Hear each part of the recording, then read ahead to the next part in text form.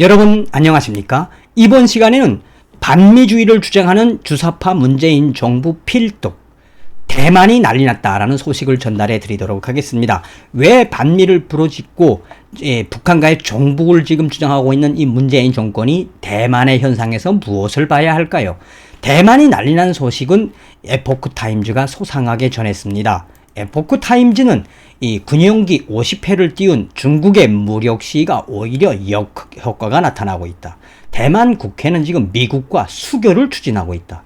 대표적 친중국, 친공산당 세력인 대만의 국민당도 이제는 하다하다 미국과 손을 잡아야 한다. 더 이상 대만은 친중국으로 갈 수가 없다. 친중국 공산당으로 이제 더 이상 갈 수 없다고 그 공산주의와 결탁하기로 유명한 대만의 국민당이 대놓고 이제는 미국과 손을 잡아야 한다라고 이야기하고 있습니다. 정성산 TV 좋아요, 구독, 알림은 큰 힘이 되겠습니다.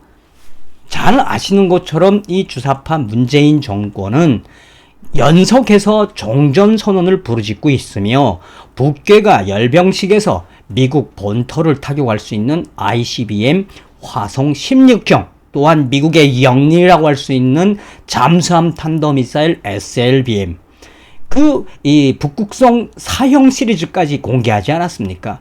이런 속에서 지금 대한민국의 이 통일부와 문재인 정부는 뭐라고 하고 있습니까? 김정은이가 대한민국에 대해서 이 이야기를 했다고 마치나 다시 한번 어게인 평양시대가 열린 것처럼 지랄 발광하고 있습니다.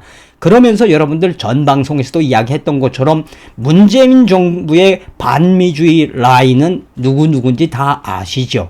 반미를 가장 줄기차게 부러짓는 문재인 정부의 외교안보 수석이라고 할 수 있는 문정인, 임정석, 나아가서는 이인영 통일부 장관, 정세현 민주평화통일의장, 수석부의장. 그냥 딱 봐도 이 정권은 얼마나 많은 부분에 있어서 반미주의를 부르짖으며 한미동맹의 균열을 깨하고 나아가서는 중국몽과 함께하려고 얼마나 지랄 발광입니까? 이런 마당에 대만 위에서 미국과 공식 수교를 하자라는 것이 만장일치로 통과된 이 소식은 상징하는 바가 매우 크다고 하겠습니다.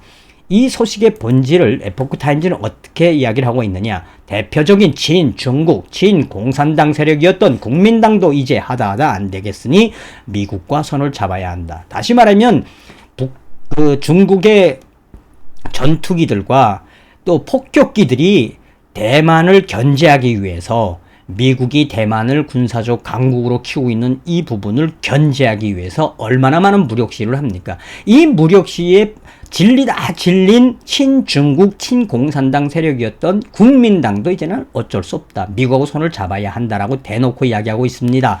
대만 여야가 지난 6일 미국과 국교를 정상화한다는 결의안을 만장일치로 통과시키며 초당파적 협력을 성사시켰다라고 에포크타임즈는 전하고 있습니다.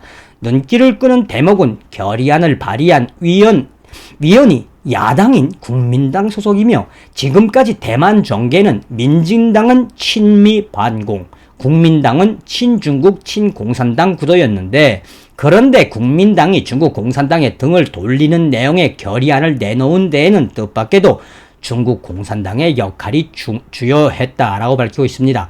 국민당은 15일 연속 군용기를 출격시킨 중국 공산당의 움직임을 지역의 평화와 안정에 대한 위협으로 간주하며 이에 따라 외교, 경제, 안보, 방위 분야에서 대만을 돕는 미국과 국교 회복을 추진해야 한다고 결의한 취지를 밝혔다라고 전하고 있습니다.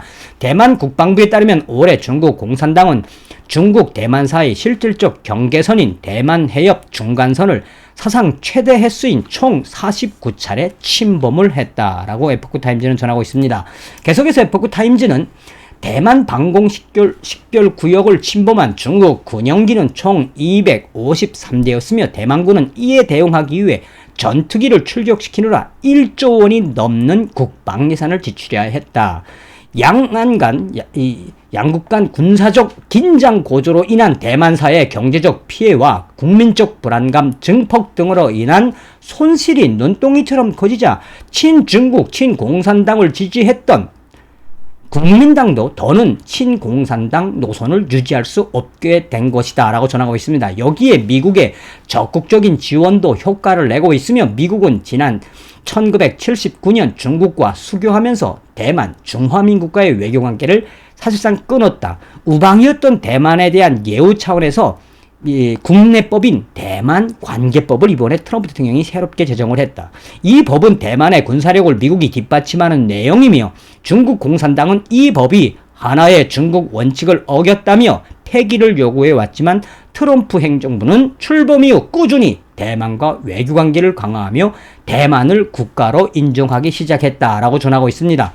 계속해서 에포크 타임즈는 트럼프 대통령은 지난 3월 대만 동맹 국제보호 강화법, 다시 말하면 일명 타이베이 법을 정식 서명했으며 이 법은 대만의 안전 번영에 중대한 손실을 끼치는 국가에 대해 미국 정부가 관계 조정을 검토하고 대만의 국제사회 참여를 지원한다는 내용이며 지난 8월에는 앨릭스 에이자 보건복지부 장관이 대만을 방문해 차이잉웡 총통을 접견했고 9월에는 키스 크라크 미 국무부 경제담당 차관이 대만을 방문해 광범위한 경제 협력 방안을 논의했으며 대만을 상대로 무기 판매도 미국은 꾸준하게 늘리고 있다라고 전하고 있습니다. 미국 위해 그 안에 대중강경파는 더 강력한 목소리를 내고 있으며 톰 파니 공화당 하원 의원은 지난 12일 미국은 대만과 단교 이전의 관계를 해방해야 한다. 그러니까 이 대만을 키워야 한다라는 그 의견들이 미 국회의원들 속에서 우후죽순처럼 나타나고 있다.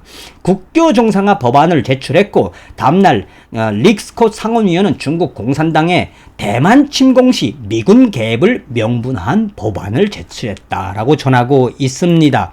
계속해서 에포크 타임즈는 한편 대만 총통부는 대만 입법원에 미국과 국교 정상화 추진 결의안을 통과를 환영하면서도 신중한 자세를 보이고 있다며 총통부 대변인은 입법원의 결의를 존중한다며 미국과의 외교관계를 굳건하고 오래 유지할 수 있었던 것은 단계적으로 착실한 협력관계를 구축하기 때문이라고 강조하고 있으며 기존 방침에 별다른 변경점을 두지 않을 것을 시사했다. 다만 미국의 도움을 받을 수 있게 된 이유로 대만이 강한 자기 방어 의지를 보여줬기 때문이라며 전쟁에 대비한 국방력 강화 기조를 유지해야 하겠다고 덧붙이고 있습니다. 여당인 민진당 소속의 수천창 대만 행정원장은 미국과의 수교와 단절 모두 국민당에서 한 일이라며 국민당이 드디어 제정신을 찾은 것 같다며 국가적 이익을 위해 협력해야 한다라고 전하고 있습니다. 서두에도 말씀을 드렸습니다만 어떻게 하나 한미동맹을 균열시키고 이간시키기 위한 문재인 정부와는 달리 대만의 차이잉웡 총통과 또 친공산당을 주장했던 중국의 야당인 국민당도 이제는 미국하고 손잡아야 되겠다라는 이 작금의 현실에서 우리가 느껴야 하는 건 뭡니까? 자나깨나 반중친미 주사파 정권 척결이라 하겠습니다. 다음 시간에 뵙겠습니다. 멸공.